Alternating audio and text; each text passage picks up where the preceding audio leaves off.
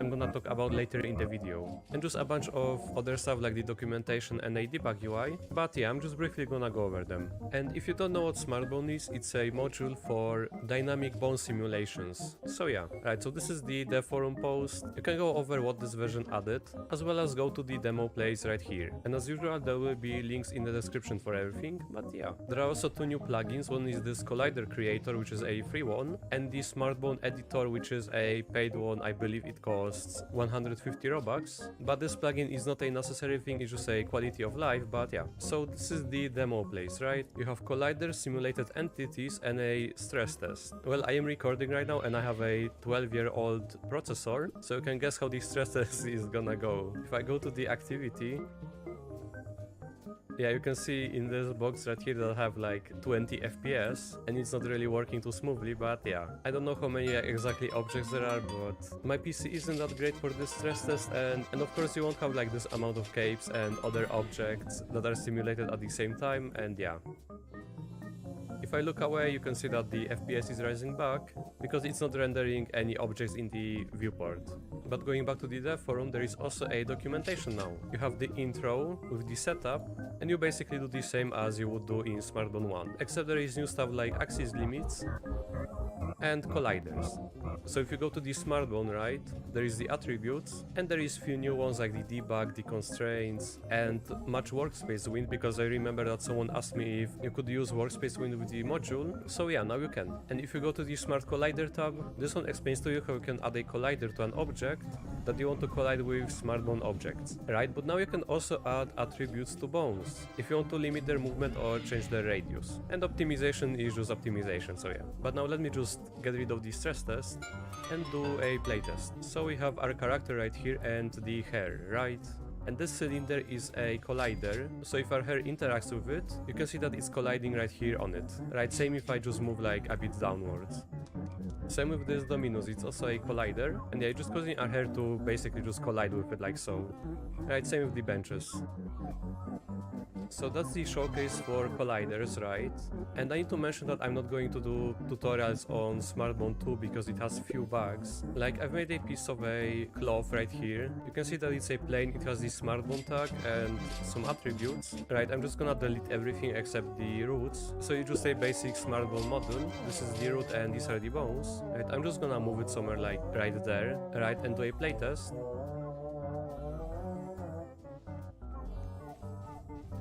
Right, you can see that it's not there, But if I go to the workspace and the model, the plane is basically right here in this position. And the bone's position is set to none, and apparently it's a well-known bug. It's also lagging really badly if I just press on the bone. But yeah, apparently it's a well-known bug, and the smartbone devs haven't figured out the cause yet. But if I make any tutorials, I'm gonna remake them later for the smartbone 2 version. But anyway, let's go to the other new stuff. I've also made this model, which is also a plane, except it has fewer bones. This one just has all of them going from one root bone, unlike this one which has 3 different ones for the center, left and right. So I'm also going to move the starter character there, and this piece of cloth has these attributes, the constraint roots and wind influence. And I'm just gonna show you right now how the debug UI is really useful. So you can add a attribute to it, which is just called debug, and it needs to be a boolean attribute. And if I playtest it right now, it's just going to open the debug window, right? So the piece of cloth is right here, and what we can do in the debug window is to, for example, select the draw physical bone, and it's just going to show us the bone structure, and there is other stuff like the root part, the axis limits, right? All of this stuff can just show you how the mesh is basically behaving. But if you scroll down, there is the simulated objects, where right now we just have this plane, and if you go to the bone tree, there is the settings.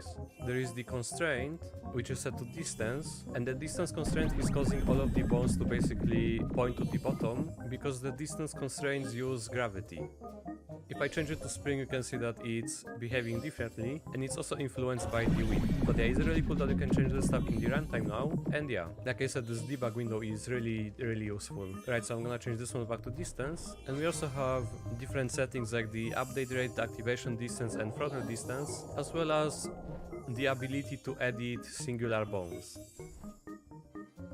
We can set the radius or the restitution, make them anchored, lock their axis and give them limits, right? And also in the debug UI we have the active colliders. There is all of these parts and stuff like the base plate, dominus right here, and if I press on it, the colliders of the dominus are also these capsule, sphere, box, basically the shapes that we can view by pressing on draw colliders and also selecting draw fill colliders. And yeah, it's gonna look like this because the base plate is also set to be a collider. But yeah, you get the idea, right? So that's for the debug UI. And now for the plugins, right? This is the smartbone editor, which is the paid plugin, and this one allows you to basically change all of the settings, which would be the attributes right here. If I add damping to it, right, set it to 0.4, you can see that it added damping right here. So it's not a necessary plugin that you must have. This is just a quality of life thing that's letting you set up smartbone objects more easily. There are also the global settings, which are the wind settings. These are the attributes in the lightning, and also object controls, right? You can add the smartbone tag to this object. It's going to print out object tagged and also remove it.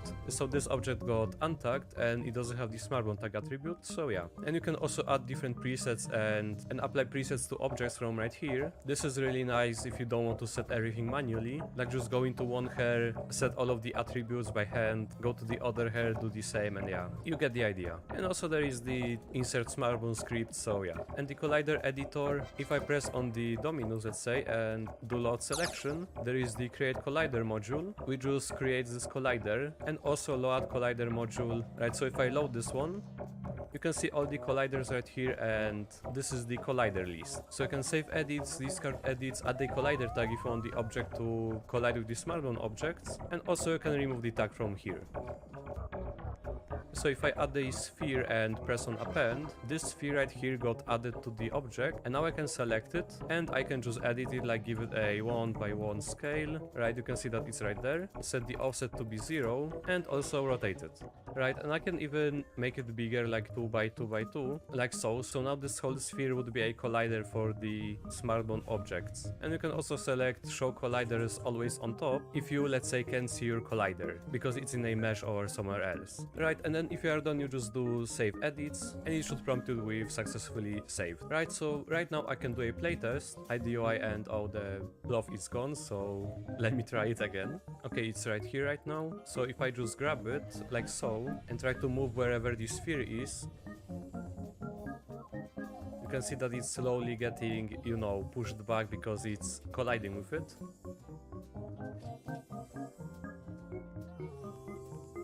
Right there, and it can also collide with other colliders from the dominus, but it's trying to like get to it, and yeah. I can also just move it to the cylinder and just do collisions right here so it's easier to see.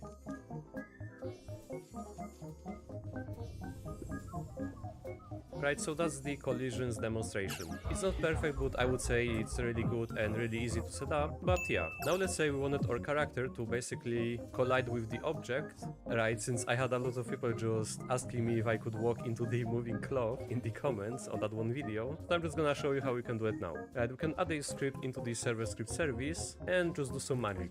Right, we just make the player added call, then do character appearance loaded and connect another function, and we just make a loop for index part impairs character do. Then we just check if part is a base part. Then we can do game get service collection service, add tag to the part, and the name of the tag is going to be smart collider, like so. How in Paris character gets children do, my bad. As we have the debug open right now, if you scroll down you can see that there are these parts as active colliders, and these parts belong to our character. Right, so if I walk into this globe you can see that our character is colliding with it.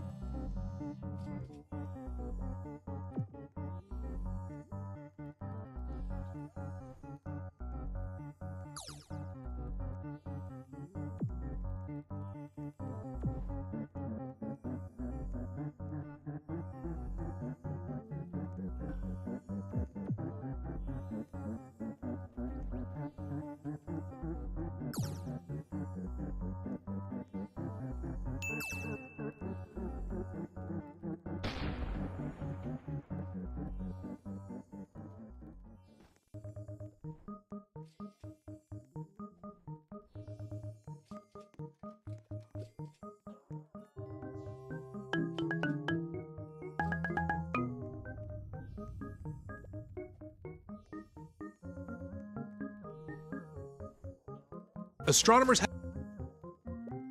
have discovered a cosmic superbubble